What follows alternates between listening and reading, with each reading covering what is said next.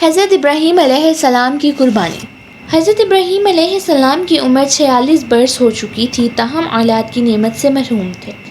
انہوں نے اللہ تعالیٰ کی بارگاہ میں کچھ اس طرح دعا کی: اے میرے رب، مجھے نیک اور سالم بیٹا عطا کر۔ یہ دعا اللہ تعالیٰ کی بارگاہ میں قبول ہوئی اور آپ کی دوسری بیوی حضرت حاجرہ رضی اللہ تعالیٰ عنہا کے بدن سے آپ کو حضرت اسماعیل کی پیدائش کی خوشخبری سنائی دی۔ چونکہ اولاد کے لیے آپ کی دعا سن لی گئی تھی، اس لیے آپ کا نام اسماعیل رکھا گیا۔ حضرت سارہ رضی اللہ تعالیٰ عنہا حضرت ابراہیم علیہ السلام کی پہلی بیوی تھی۔ حضرت حاجرہ کے بدن سے حضرت اسماعیل کی پیدائش کی خوشخبری ان پر جا گزری، اس لیے انہوں نے حضرت ابراہیم سے اصرار کیا کہ حضرت حاجرہ رضی اللہ تعالیٰ عنہا اور ان کے بیٹے کو یہاں سے دور کر دو۔ حضرت ابراہیم علیہ السلام کو یہ بات بہت ناگوار گزری، مگر بارگاہ الہی سے جب حکم ہوا کہ حضرت حاجرہ اور حضرت اسماعیل کو ریگستان میں چھوڑ دیا جائے، تو حضرت ابراہیم علیہ السلام نے حضرت حاجرہ رضی اللہ تعالیٰ عنہا اور حضرت اسماعیل کو اسی جگہ لے آئے جہاں آج کعبہ ہے۔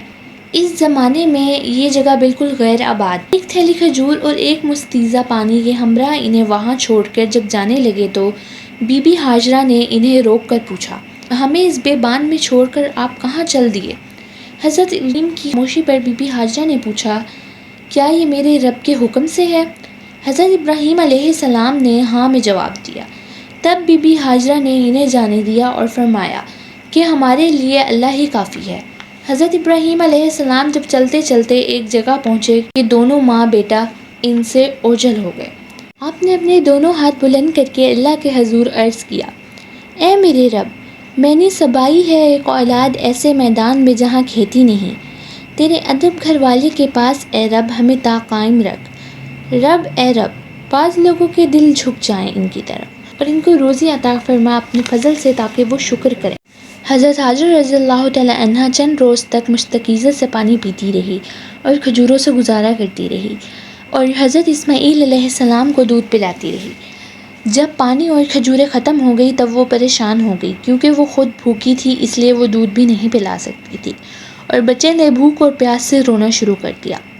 بچے کی یہ بے چینی دیکھ کر حضرت حاجرہ رضی اللہ تعالیٰ عنہا نے پانی کی تلاش شروع کر دی اور وہ صفا کی پہاڑی پر چڑھ گئی کہ شاید کوئی اللہ کا بندہ نظر آ جائے یا کہیں سے کوئی پانی مل جائے، مگر کچھ نظر نہ آیا۔ پھر وہ واپس وادی میں آ گئی، پھر وہ دوسری پہاڑی مروہ پر چڑھی کہ کہیں پانی نظر آ جائے۔ اسی طرح آپ نے 7 چکر لگائے، انتہا کا یہ جذبہ اللہ تعالیٰ کی بارگاہ میں اس قدر مقبول ہوا تو اللہ کی زیارت کے لیے آنے والے ہر فرد کے لیے اللہ تعالیٰ نے لازم قرار دے دیا کہ حضرت حاجرہ رضی اللہ تعالیٰ عنہا کی سنت کی پیروی کرتے ہوئے صفا اور مروہ کے پہاڑوں کی صحائی کریں۔ ایک روایت یہ بھی ہے کہ حضرت حاجرہ رضی اللہ تعالیٰ عنہا جب 7ویں چکر لگا کر واپس آئی تو دیکھا کہ جس جگہ حضرت اسماعیل علیہ السلام روتے ہوئے ایڑیاں رگڑ رہے تھے، اس جگہ پانی کا چشمہ جاری ہو گیا، اور یہ چشمہ آج تک جاری ہے اور اس کو آب زمزم کا نام دیا گیا ہے۔ ہزاروں سال گزرنے کے بعد اس چشمے کا پانی اسی طرح جاری ہے۔ اللہ تعالیٰ نے اس میں مخلوق کے لیے شفا رکھی ہے۔ حضرت حاجرہ رضی اللہ تعالیٰ عنہا یہ معجزہ دیکھ کر بے حد خوش ہوئی اور اللہ کا شکر ادا کیا۔ اس کے بعد بچے کو پانی پلایا اور خود بھی پانی پیا۔ اس وقت اللہ کی طرف سے ایک فرشتہ نازل ہوا اور ان کی طرف سے وحی سنائی: اے حاجرہ، آپ خوف زدہ نہ ہوں اور نہ ہی غمگین ہوں، اللہ آپ کو اور اس بچے کو ضائع نہ ہونے دے گا، کیونکہ یہ اللہ کا گھر ہے، یعنی مقام بیت اللہ ہے، جسے اس بچے کے باپ نے تعمیر کرنا ہے۔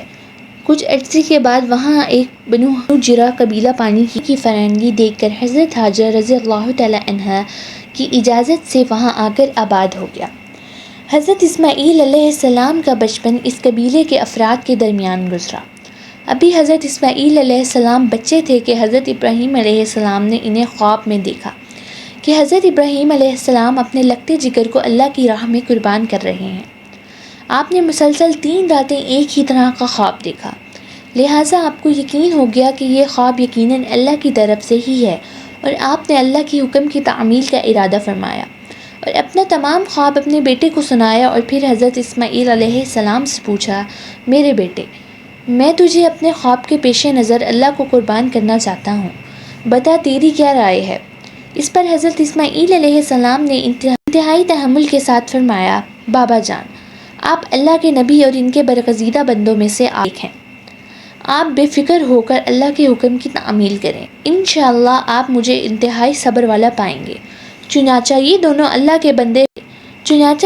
اللہ کے بندے حکم خداوند کے لیے گھر سے نکل کھڑے ہوئے۔ روایت یہ ہے کہ ابلیس نے ان کو ناکام کرنے کے بہت سے طریقے اپنائے۔ سب سے پہلے وہ بی بی ہاجر رضی اللہ تعالی عنہا کے پاس پہنچا اور انہیں بتایا کہ حضرت ابراہیم علیہ السلام اپنے بیٹے کو اللہ کی راہ میں قربان کر رہے ہیں۔